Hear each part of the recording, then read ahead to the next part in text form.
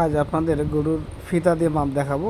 আপনারা দেখতে পাচ্ছেন যে পিছনের যে পায়খানা রাস্তা একটু এখানে হিপ বার্ন আছে, ওখান থেকে সোজা সামনে হাঁটুর হাড় পর্যন্ত এই লম্বা মাপ, এবং ওই যে বুকের ব্যাট দেখতে পাচ্ছেন, যে বুকের ব্যাট এটা যা হবে সেটা স্কোয়ার হবে।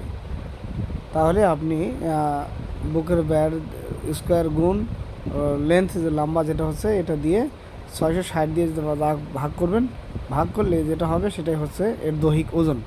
এবং এটার কেজি হিসাবে বের করতে হলে আপনি 50%, 55% নিলেই আপনার এটার মাংস বের হয়ে আসবে। তাই ফিতার মাপটি খুব একটি সঠিক মাপ। দেখতে পাচ্ছেন যে এখানে বুকের ব্যাট নিয়ে হচ্ছে, বুকের ব্যাট থেকে যে যত ইঞ্চি হবে সেটাকে ডবল ওইটা দিয়ে গুণ করতে হবে। এবং এই যে হিপ বন থেকে সামনের হাঁটুর কোনা পর্যন্ত যেটা দেখতে পাচ্ছেন, এটা যা হবে ওইটা বুকের ব্যারের সাথে গুণ করলে তারপরে সেখান থেকে আপনার 660 দিয়ে যদি আপনি ভাগ করেন, তাহলে আপনার এটা স্পষ্ট আসবে যে এটা কত কেজি ওজন।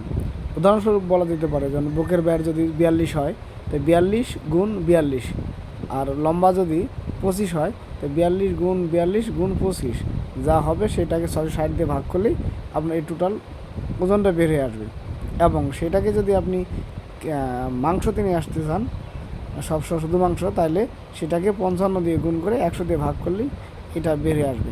সবাইকে ধন্যবাদ, এবং শেষে দিয়ে দেবো।